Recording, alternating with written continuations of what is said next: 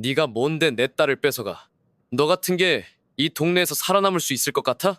짙은 술 냄새가 코끝을 찔렀습니다. 깨진 병을 움켜쥔 그의 손끝에서 피가 뚝뚝 떨어졌죠.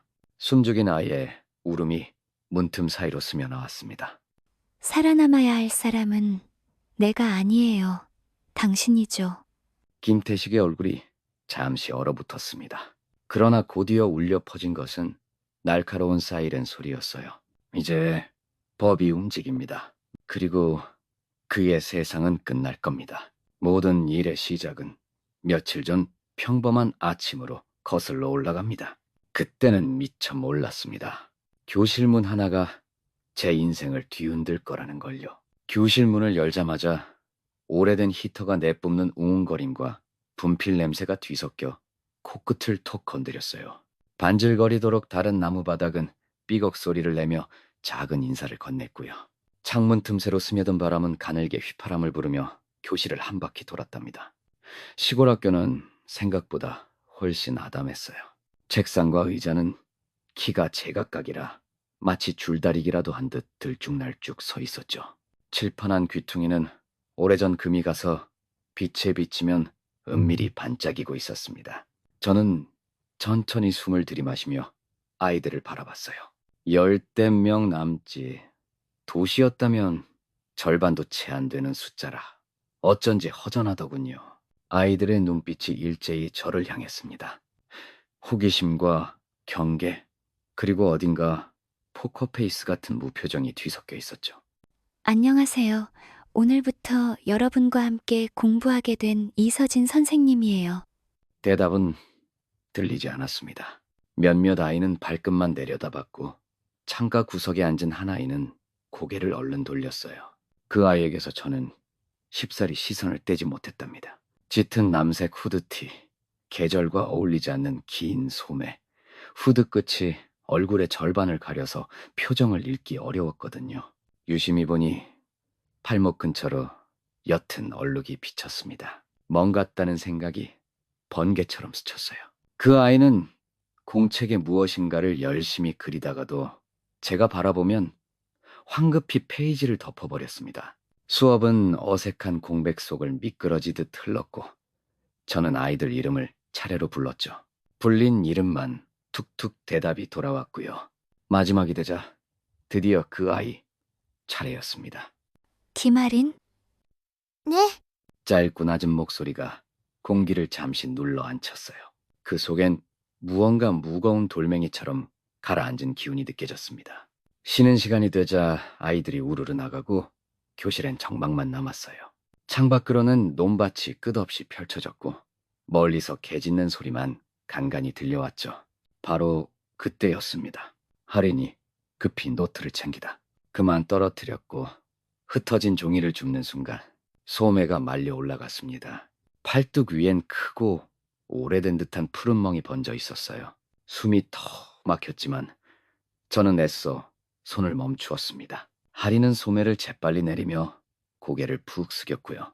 하리나, 그거 언제 다친 거야? 할인은 아무 말 없이 일어나더니 가방을 메고 교실을 나가버렸어요. 텅 빈 문틀만이 덜컹거리며 흔들렸고 저는 다리에 힘이 풀려 책상 모서리에 기대섰습니다. 이대로 보내면 안 되겠다는 생각이 심장을 세차게 두드렸죠. 다음 쉬는 시간 저는 조용히 할인을 다시 불러들였습니다. 문을 살짝 닫는 손끝이 사소하게 떨리더군요. 말을 꺼내려는데 바짝 마른 입술이 잘 떨어지질 않았습니다.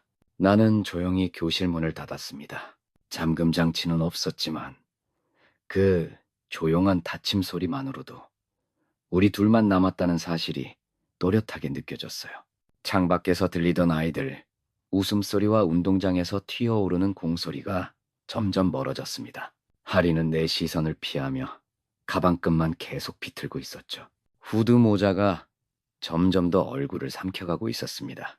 하리나, 아까 팔에 있던 거, 그거 다친 거 맞아? 하리는 대답하지 않았습니다. 작은 손가락이 가방끈을 감았다 풀었다를 반복했어요. 누가 그랬어? 아이의 어깨가 살짝 움찔했습니다. 파르르 떨리는 입술을 바라보며 나는 한 발 앞으로 다가가 무릎을 굽혀 눈높이를 맞췄어요. 괜찮아. 여기선 아무도 너한테 뭐라 안 해. 말해도 돼. 그 순간 아이의 눈가에 눈물이 맺혔습니다. 한 방울 두 방울 소리 없이 교실 바닥으로 떨어졌어요. 선생님, 너무 아파요. 나는 본능적으로 아이의 손을 감싸 쥐었습니다. 손끝이 얼음장처럼 차가웠습니다. 어디가 아픈데? 작게 떨리는 목소리가 이어졌어요. 아빠가 이런 일 했어요. 그 말이 떨어지자 교실 공기가 완전히 멈춘 듯 했습니다. 내 귀에 울린 건 아이의 흐느낌뿐이었고 머릿속이 하얗게 비어버렸어요. 심장은 손끝까지 두근거리며 터질 듯 뛰었습니다. 잠시 숨을 고른 뒤 또렷이 약속했어요. 하리나, 선생님이 지금 당장 도와줄게. 나는 교실 뒤편 교사용 전화기로 서둘러 걸음을 옮겼습니다. 수화기를 들자 손가락이 떨려 번호를 몇 번이나 잘못 눌렀지만 결국 연결됐어요. 경찰서 교환원이 전화를 받았고 나는 멈추지 않고 말을 이었습니다. 여기 초등학교입니다. 아동학대 신고하려고요.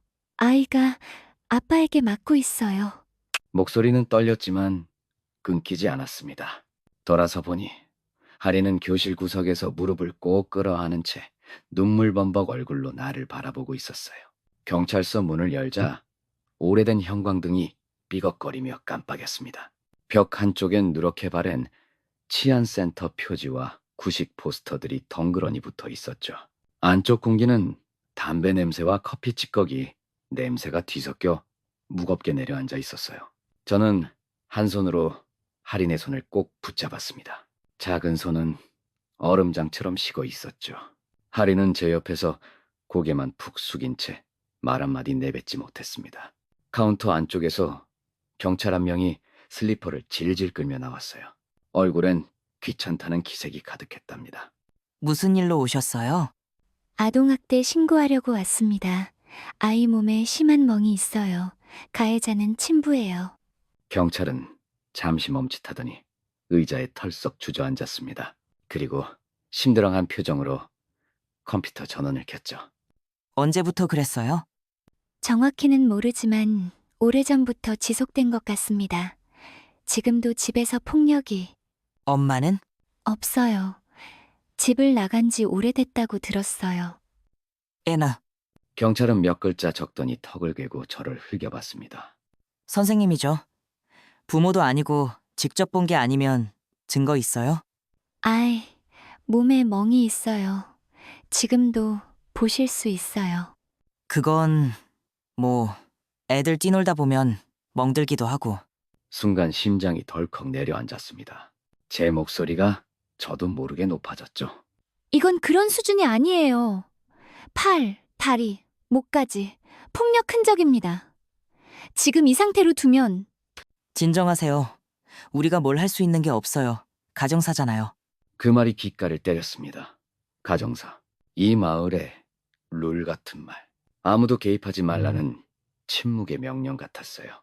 저는 할인을 감싸 안았습니다. 아이는 여전히 고개를 들지 못했죠. 입술은 말라붙어 갈라질 듯 했어요. 그래서 경찰은 아무것도 안 하겠다는 거예요? 저기 앉아 계세요. 서장님 오시면 얘기해 보세요. 얼마 지나지 않아 사무실 문이 열리며 덩치 큰 사내가 들어왔습니다. 경찰서장 박형수였죠. 출렁거리는 배와 풀어진 제복 단추, 반짝이는 금팔찌가 눈에 들어왔습니다. 누가 아동학대 신고했어요? 이 선생님이요. 저는 숨을 가다듬고 그를 바라봤습니다. 아이 아버지가 지속적으로 폭력을 가하고 있습니다. 당장 보호 조치가 필요해요. 박형수는 저를 위아래로 훑어보더니 피식 웃었습니다. 선생님, 가정사에 너무 깊게 끼어들면 안 돼요. 부모 문제는 부모가 해결하는 거지. 아이 안전이 먼저예요. 당장 격리시켜야. 선생님, 혹시 도시에서 오셨죠? 여긴 그런 식으로 안 굴러가요. 그 말이 끝나기도 전에 경찰서 문이 다시 벌컥 열렸습니다. 낯익은 목소리, 낮고 거친 숨소리, 그리고 섬뜩한 웃음이 안쪽으로 스며들었어요. 문이 쾅 하고 열렸습니다. 순간 술 냄새와 기름 냄새가 한꺼번에 파도처럼 밀려왔어요. 그 문턱을 넘은 사람은 김태식이었습니다. 커다란 어깨에 낡은 점퍼를 걸쳤고 반팔 런닝 위로 드러난 팔이며 손등엔 기름때가 얼룩져 있었죠. 입꼬리를 비죽 올린 채 서 있는 모습이 섬뜩하게 느껴졌습니다. 아이고, 우리 선생님 여기 계셨네? 그의 우악스러운 목소리가 경찰서 안을 가득 메웠습니다. 태식이 왔어. 얘기 들었지? 내 딸 문제로 신고 들어왔어. 김태식이 느릿느릿 걸어와 제 앞에 멈춰 섰습니다. 위에서 내려 찍듯 차갑고 무거운 눈빛이 저를 꿰뚫었어요. 선생님, 우리 할인이가 뭐라고 짓거렸는지 모르겠는데 내 딸 교육 내가 한다는 게 죄예요? 교육이 아니에요. 폭력이에요. 김태식은 짧게 웃더니 팔짱을 낀 채 형수를 향해 고개를 돌렸습니다. 보세요, 서장님. 요즘 선생들이 이렇게 집안일에 참견해요. 나 같으면 애들 때리면 안 크는 줄 알았는데. 형수는 난처한 듯 살짝 고개를 끄덕였습니다. 서진 선생님, 증거는 있습니까? 직접 보신 거 없잖아요. 아이, 몸을 직접 보세요. 멍투성이에요. 저는 할인을 앞으로 불렀습니다. 아이는 어깨를 덜덜 떨며 후드 모자를 꼭 움켜쥐고 뒤로 숨었어요. 할인아, 괜찮아. 보여줄래? 싫어요. 제 입술이 바짝 말랐습니다. 아이는 끝내 고개를 들지 않았죠. 들었죠? 애가 싫대잖아요. 선생님이 뭔데 강제로 벗기려고 해요. 아, 혹시 요즘 그거 뭐라더라? 아동인권 침해? 그의 비웃음이 귓가를 핥혔습니다. 저는 이를 악물었어요. 당장 아이를 분리 조치해주세요. 선생님, 그렇게 단정 지으면 우리도 곤란해요. 부모 동의 없이 아이를 빼돌릴 수는 없어요. 그럼 맞아 죽을 때까지 기다리자는 겁니까? 그때 김태식이 썬큼 다가왔습니다. 술과 담배 냄새가 숨구멍을 찔러 들어왔죠. 선생님, 여기서 오래 버틸 수 있을 것 같아요? 이 동네 사람들 다 내 편인 거 몰라? 형수가 눈짓을 보냈습니다. 진정해라는 뜻이었겠죠. 하지만 제 안에서는 무언가가 끊어졌습니다. 저는 한치도 물러서지 않고 그를 똑바로 바라봤어요. 할인이는 제 학생입니다. 제가 지킬 겁니다. 잠시 숨막히는 정적이 흐릅니다. 그러다 김태식의 눈빛이 스르르 웃음으로 바뀌었어요. 그래요? 그럼 누가 지켜줄지 봅시다. 그는 형수의 어깨를 툭 치고 경찰서를 나갔습니다. 무겁고 불길한 공기만이 뒤에 남았죠. 선생님, 괜히 휘말리지 마세요. 본인만 힘들어집니다. 저는 떨리는 할인을 품에 안았습니다. 아이의 손이 얼음처럼 차가웠어요. 두근거리는 심장 소리가 서로의 귓가에 겹쳐 들려왔습니다. 학교 일을 마치고 밖으로 나오니 이미 어둑어둑했어요. 시골길엔 가로등이 띄엄띄엄 서 있어서 밝음과 어둠이 번갈아길 위해 얼룩처럼 번졌습니다. 제 발걸음이 흙길 속으로 파묻히듯 사그락거렸죠. 가방끈을 움켜쥔 손바닥은 땀에 촉촉히 젖어 있었답니다. 할인이를 집에 데려다주고 돌아오는 길이었지만 머릿속에는 경찰서에서 들은 말이 자꾸만 되풀이됐어요. 가정사에 너무 깊게 끼어들면 안 돼요. 부모 동의 없이 아이를 빼돌릴 순 없어요. 그 말들이 귀에 낀 먼지처럼 달라붙어 좀처럼 떨어질 줄을 몰랐습니다. 바로 뒤쪽에서 발자국 소리가 들렸어요. 한두 걸음쯤 거리였죠. 처음엔 착각일 거라 여겼지만 제가 걸음을 서두를 때마다 그 발소리도 같이 빨라지더군요. 숨이 거칠어지는데 가로등 불빛이 끊기는 지점에서 어둠 속 낮은 웃음이 새어나왔습니다. 선생님, 어디 그렇게 바쁘게 가요? 저는 걸음을 멈췄어요. 어둠 속에서 그가 모습을 드러냈습니다. 담배 연기, 술 냄새, 기름내가 뒤섞여 후끈하게 스쳐갔죠. 가로등 아래 그의 그림자가 길게 늘어졌습니다. 왜 따라오세요? 따라오는 게 아니라 우리 동네 길 걷는 거예요. 근데 선생님이 우리 집안일에 참견하는 게 신경 쓰여서. 그가 성큼 다가오자 제 숨이 짧아졌습니다. 할인이를 때리지 마세요. 때려? 선생님, 애 키워봤어요? 말 안 듣는 애는 맞아야 돼요. 그래야 철들어. 그건 학대예요. 학대? 그럼 신고하세요. 아, 벌써 했구나? 하하, 근데 왜 아무도 안 움직이지? 저는 본능적으로 한 걸음 물러섰습니다. 그가 가까이 와서 제 어깨를 스치고 지나갔어요. 차가운 소름이 등줄기를 타고 훌고 내려가더군요. 선생님, 조용히 지내요. 여기서 오래 있고 싶으면. 협박하세요? 협박? 충고지. 선생님 같은 도시 사람 금방 떠날 거잖아요. 그때까지 입 다물면 서로 편해. 그는 발끝으로 담배를 비벼 끄고 낮게 웃으며 제 어깨를 툭 치고 지나쳤습니다. 그 무심한 손길이 오히려 더 소름 끼쳤어요. 저는 굳은 채 한참을 서 있다가 숨을 몰아쉬며 멀어져 가는 그의 발소리를 들었답니다. 화창한 다음 날 아침이었습니다. 교무실 형광등이 새하얗게 번져 책상 위를 덮었어요. 커피와 종이 냄새가 뒤섞였지만 숨이 막힐 듯 무거운 공기가 감돌았죠. 서진은 할인의 멍든 팔 사진을 인쇄해 파일에 꽂았습니다. 그리고 조용히 문을 밀어 열었어요. 복도 끝에서 아이들 떠드는 소리가 희미하게 울렸습니다. 하지만 교무실 안은 기이할 만큼 적막했죠. 몇몇 선생님이 책상에 앉아 수업 준비에 몰두하고 있었습니다. 서진은 심호흡으로 마음을 다잡은 뒤 또렷한 목소리를 냈어요. 잠깐 시간 좀 내주실 수 있나요? 중요한 얘기라서요. 모든 시선이 동시에 서진에게 머물렀습니다. 그 순간 공기가 얼어붙은 듯 했죠. 김아린 학생, 학대당하고 있어요. 팔과 다리에 멍이 심합니다. 경찰에 신고했지만 아무 조치가 없어요. 우리 학교에서라도 아이를 보호해야 합니다. 짧은 침묵이 흘렀습니다. 그러다 가장 연장자인 안교사가 조심스레 입을 열었어요. 서진 선생님, 여기선 그런 문제 조심하셔야 해요. 조심이요? 우리도 안타깝지만 어쩔 수 없잖아요. 학교가 개입하면 더 복잡해져요. 혹시 그냥 도시교육청에 보고만 하는 게 좋지 않을까요? 서진은 그들의 얼굴을 차례로 바라봤습니다.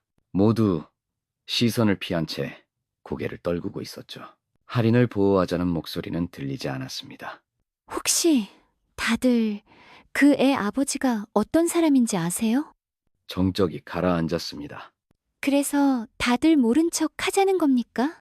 선생님, 우리가 모른 척하는 게 아니라 방법이 없으니까요. 서진은 손에 든 파일을 힘껏 움켜쥐었습니다.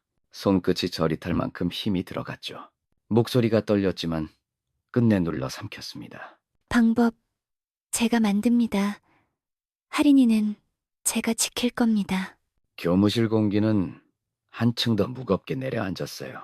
숟가락에 커피잔을 툭툭 치는 소리만이 희미하게 퍼졌습니다. 서진은 조용히 파일을 챙겨 교무실을 나섰습니다. 문이 닫히자 괜히 나섰다.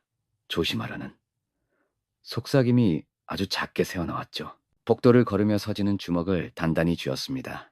그리고 그 순간 마음 한가운데 명확한 결심이 떠올랐어요. 이제 정말 혼자가 되더라도 끝까지 싸우겠다고요. 밤이 깊어갈 무렵이었습니다. 결국 저는 핸들을 돌려 할인이 사는 집으로 향했지요. 가로등조차 드문 길을 달리다 보니 허물어진 담장 끝으로 삐걱대는 철문이 어둑하게 모습을 드러냈습니다. 집이라 부르기엔 낡고 기울어진 슬레이트 지붕. 창문 틈새로는 검은 어둠이 새어나오고 있었어요. 문 앞으로 다가서는 순간 안쪽에서 둔탁한 충격음과 고함이 터져나왔습니다. 울지마. 시끄럽다고 했지. 그리고 억눌린 비명, 아이의 떨리는 목소리가 뒤따랐습니다. 그만, 아빠, 아파. 심장이 거칠게 뛰었고 손끝이 저릴 만큼 떨리더군요. 망설일 겨를조차 없이 문 손잡이를 움켜쥐었습니다. 잠금장치는 채워져 있지 않았어요. 문을 열자 곰팡이 냄새, 술 냄새, 시큼한 땀 냄새가 한꺼번에 훅 끼쳐왔습니다. 거실 바닥엔 깨진 유리, 조각과 쓰레기가 뒤엉켜 있었고 벽엔 주먹으로 생긴 금이 길게 달려 있었지요. 한쪽 구석, 할인은 작은 방 앞에 웅크린 채 팔로 얼굴을 감싸고 있었습니다. 그 곁에서 태식이 술병을 움켜쥔 채 비틀거리며 소리쳤습니다. 너 또 학교에다 헛소리 했지? 멈춰요. 그가 느리게 고개를 돌렸습니다. 술에 충혈된 눈이 저를 훑어내려갔고 한쪽 입꼬리가 빗돌게 올라가더군요. 또 왔네. 도시 선생님 참 부지런해. 할인 데리고 나갑니다. 누가 허락했는데? 그는 술병을 바닥에 내던졌습니다. 유리 파편이 튀며 딱딱 부딪히는 소리가 귀를 찔렀지요. 할인은 비명을 삼키듯 몸을 더 깊이 웅크렸습니다. 숨을 몰아쉬며 할인 쪽으로 한 발을 내디뎠습니다. 곧바로 태식이 몸을 틀어 저를 막아서더군요. 그의 검은 그림자가 전등빛 아래 길게 늘어져 저를 덮었습니다. 한 번만 더 우리 집에 발들이면 그땐 선생도 몰라. 그럼 지금이 마지막이에요. 몸을 숙여 할인의 팔을 붙잡았습니다. 작은 손이 제 손에 매달렸고 얼음장처럼 차가운 온기에 숨이 턱 막혔어요. 바로 그때 태식의 거친 손이 제 어깨를 낚아채듯 붙잡았습니다. 놓고 가. 못 나요. 다음 순간 온몸이 세게 밀리며 어깨로 날카로운 통증이 퍼졌습니다. 하지만 저는 손을 놓지 않았습니다. 할인은 커다란 눈으로 저를 올려다보고 있었어요. 제발이라고 애원하는 말 없는 외침이 그 눈동자에 고스란히 담겨 있었습니다. 저는 있는 힘을 다해 할인을 품에 안고 몸을 돌렸습니다. 그리고 문 밖으로 뛰쳐나왔죠. 뒤에서는 욕설과 유리가 깨지는 소리가 연달아 터져 나왔습니다. 하지만 밤 공기를 가르는 저희의 발걸음이 그 어떤 소리보다도 절박하게 울렸습니다. 밖으로 뛰쳐나오자 차가운 밤 공기가 뺨을 세차게 때렸어요. 숨이 턱끝까지 차오르는데도 저는 할인이를 품에 꼭 가는 채 골목길을 미친 듯 달렸답니다. 등 뒤로는 태식 씨의 욕설이 희미하게 따라붙었죠. 어디 도망가. 그거 내 딸이라고. 귀를 찢는 구함을 뒤로 흘려보내며 숨을 한번 깊이 들이켰습니다.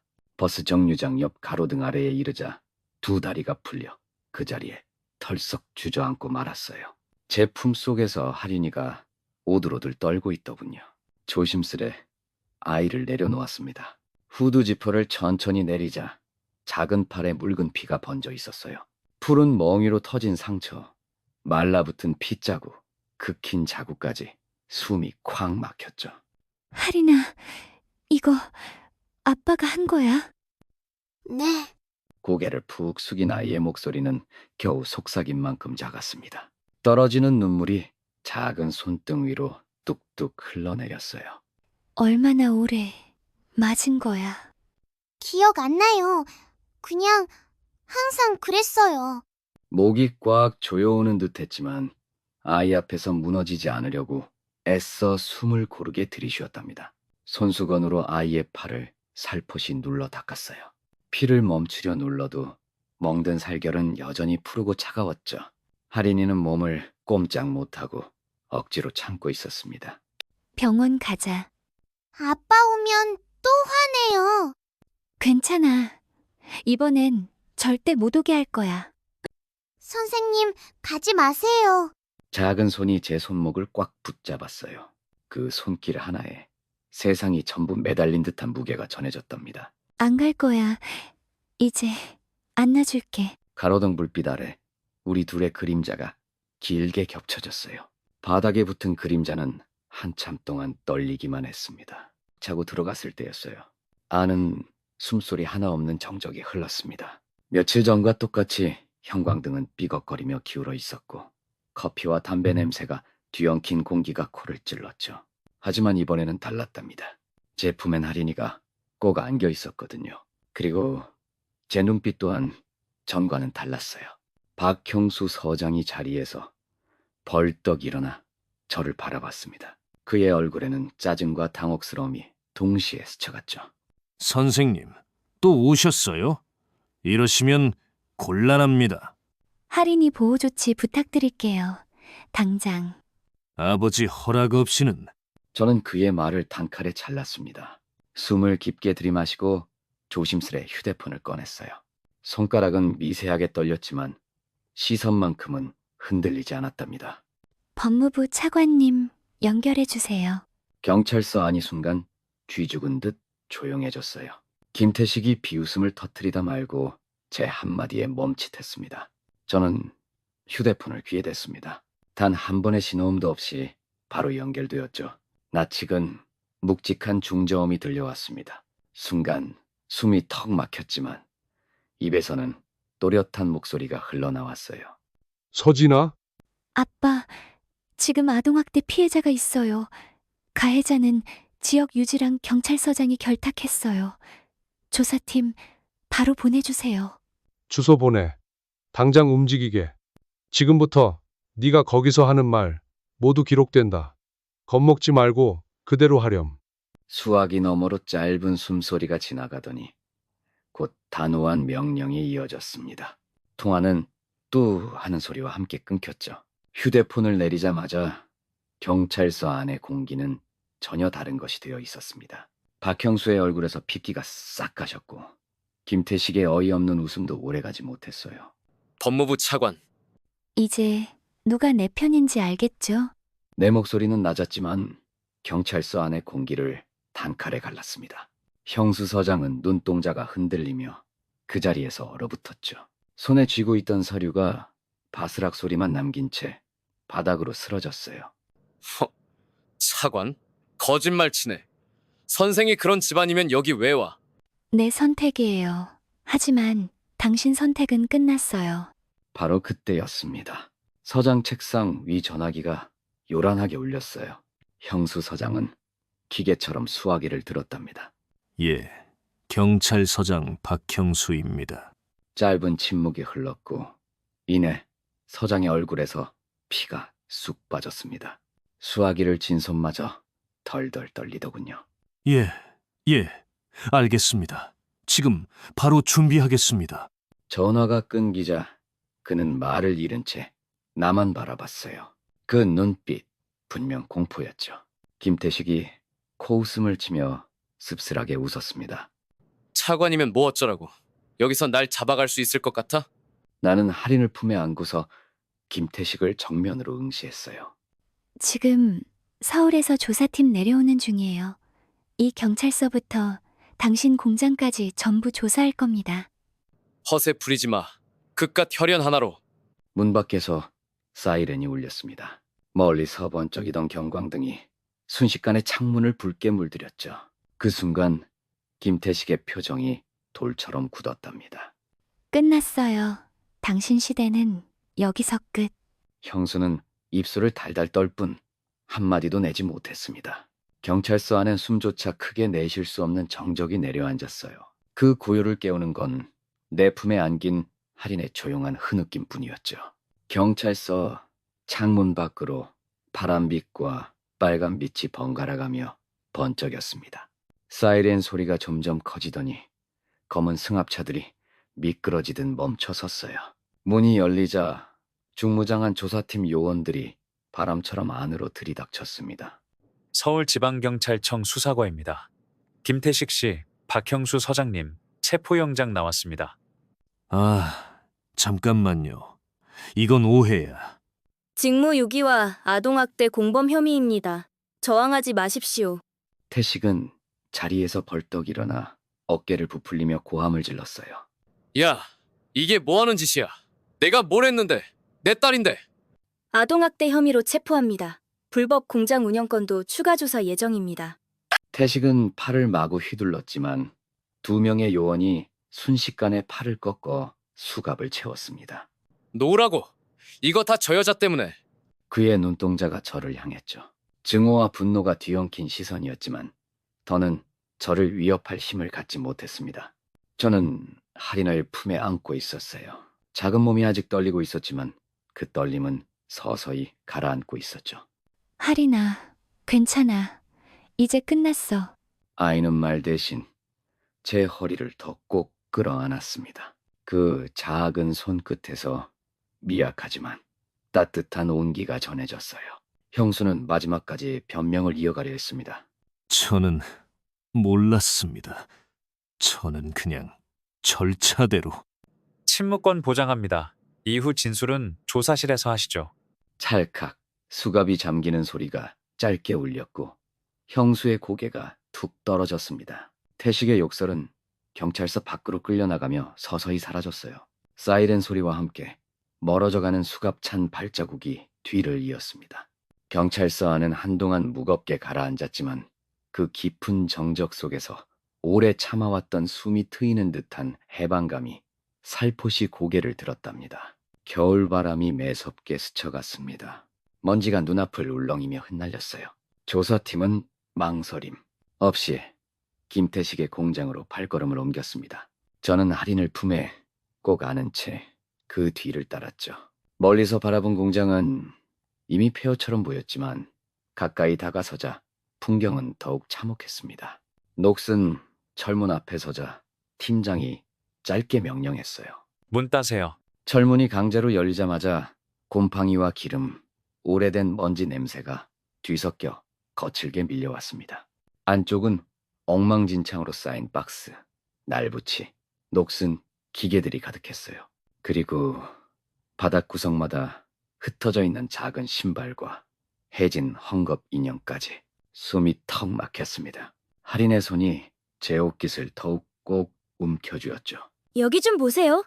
아이 손자국 같습니다. 벽 곳곳에는 조그마한 손바닥 자국이 찍혀 있었습니다. 구석에는 묶인 밧줄과 찢어진 담요가 무더기로 쌓여 있었고요. 순간 모두가 한숨조차 삼켰답니다. 소문을 들은 마을 사람들이 하나둘 몰려들었습니다.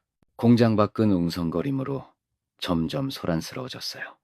저게 다 사실이었어? 우린 몰랐던 거지? 차가운 공기가 군중을 휘감으며 돌았습니다. 그들의 시선이 제품에 안긴 할인을 스쳐 지나갔죠. 후회와 두려움이 엉켜있는 눈빛이었지만 아무도 더는 말을 잇지 못했습니다. 조사팀장은 수첩을 덮으며 단호히 선언했어요. 이건 명백한 아동학대 및 불법 노동장입니다.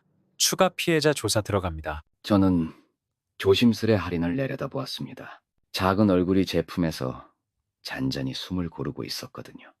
할인아, 다 끝났어. 정말 끝이에요. 그래, 이제 아무도 너 못 건드려. 할인의 눈가에 고인 눈물이 또르르 흘러내렸습니다. 하지만 이번엔 두려움이 아닌 안도의 눈물이었어요. 멀리서 해가 천천히 저물어 갔습니다. 붉은 빛이 폐허 같은 공장벽을 물들였고 그 순간 저는 비로소 깊은 숨을 내쉴 수 있었습니다. 모든 것이 끝난 뒤 교실은 이상할 만큼 조용했습니다. 조사팀과 경찰, 떠들썩하던 마을 사람들까지 모두 사라졌어요. 남은 건 낡은 책상들과 빛바랜 칠판뿐이었죠. 창밖으로 늦은 오후 햇살이 길게 들어와 바닥에 금빛 무늬를 그려냈습니다. 저는 할인과 나란히 앉아 있었어요. 말 한마디 없이 서로의 손만 꼭 잡은 채였답니다. 그 작은 손은 여전히 차가웠지만 처음보다 덜 떨리고 있었죠. 할인아, 네. 지금 마음이 어때? 아이의 눈이 천천히 깜빡였습니다. 잠시 망설임 끝에 자꾸 떨리는 목소리가 흘러나왔어요. 조용해요. 근데 조금 무서워요. 그 말을 듣는 순간 제 가슴이 저릿했답니다. 모든 소동이 끝났는데도 아이의 두려움은 아직 사라지지 않았던 거죠. 저는 할인의 손을 더 세게 감싸주었습니다. 괜찮아. 이제 무서워할 필요 없어. 정말 아빠 안 와요? 이제 아무도 널 건드리지 못해. 교실 밖에서 바람이 불어 창문을 흔들었습니다. 먼지 낀 커튼이 살포시 움직이며 햇빛 사이로 부유했어요. 그 순간 시간마저 멈춘 듯 고요가 내려앉았답니다. 나는 할인의 손을 바라보았습니다. 작고 마른 손가락이 눈에 들어왔어요. 옅은 멍이 아직 남아있었지만 그 손이 제 손가락을 꼭 움켜쥐고 있었죠. 그 힘은 단순히 두려워서만은 아니었답니다. 놓치고 싶지 않은 꼭 붙잡고 싶은 마음이 전해졌거든요. 선생님, 이제 진짜 괜찮은 거죠? 저는 천천히 숨을 내쉬며 고개를 끄덕였어요. 응, 이제 끝났어. 이제부터는 내가 절대 안 놓을 거야. 할인은 저를 잠시 바라보다가 아주 작게 웃었습니다. 울다 지쳐 얼굴이 퉁퉁 부어 있었지만 그 웃음은 또렷하고 맑았어요. 저는 할인의 머리를 살포시 쓰다듬었습니다.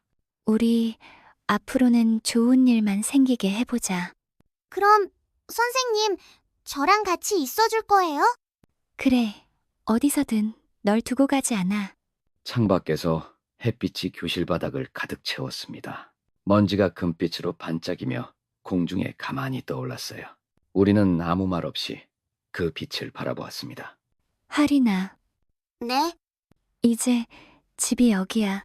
그 말을 듣는 순간 아이의 눈이 동그랗게 커졌어요.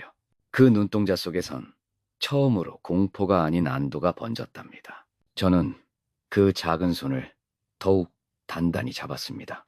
그리고 마음속으로 또 한 번 깊이 다짐했죠. 끝났습니다. 이제부터는 반드시 지켜낼 겁니다. 겨울이 물러나고요. 봄이 살포시 찾아왔습니다. 학교 앞 벚나무 가지마다 연분홍 꽃망울이 톡톡 터졌죠. 바람이 스칠 때마다 꽃잎들이 흩날려 교실 창틀로 살포시 들어왔답니다. 할인아, 준비 다 됐어? 네. 하리는 이제 긴팔 후드 대신 연한 노란색 원피스를 입고 있었어요. 팔에 남아있던 멍 자국은 거의 사라졌고요. 그 자리 위로 햇살이 포근하게 내려앉았습니다. 우리는 함께 운동장으로 걸어 나왔어요. 봄볕을 머금은 운동장 흙냄새가 따뜻하게 스며들더라고요. 선생님, 여기 진짜 예뻐요. 응, 이제 여기서 새로 시작할 거야. 하리는 잠시 고개를 들어 하늘을 바라봤습니다. 맑은 눈동자 속에 비친 벚꽃이 살랑살랑 흔들렸어요. 그럼 선생님도 계속 여기 있을 거죠? 그래, 네가 원한다면. 원해요. 저는 웃으며 아이의 머리를 다정하게 쓰다듬었습니다. 여전히 어린 두려움이 고여 있었지만 그 위로 새로운 빛이 비치기 시작했거든요. 잠시 뒤 마을 사람들이 학교 담장 너머로 지나가며 우리를 바라봤습니다. 그 시선은 전과 달랐어요. 더 이상 침묵과 방관이 아닌 조심스러운 사과와 존중이 묻어났죠. 서진 선생, 아이 잘 부탁드립니다. 저는 짧게 고개를 끄덕였습니다. 말로 다 담을 수 없는 무게가 서로의 시선 속에서 오갔거든요. 그날 오후 서울에 계신 아버지에게서 전화가 걸려왔어요. 할인이는 잘 지내니? 네, 많이 웃어요, 이제. 너도 좀 웃어라. 수고했다, 서진아. 저는 미소를 머금은 채 전화를 끊었습니다. 그리고 옆에 서 있는 할인을 바라봤죠. 할인아, 우리 오늘 벚꽃길 걸을까? 네? 할인은 제 손을 꼭 잡았습니다. 작고 따뜻한 손이었어요. 이젠 두려움 대신 깊은 신뢰가 담긴 손이었죠.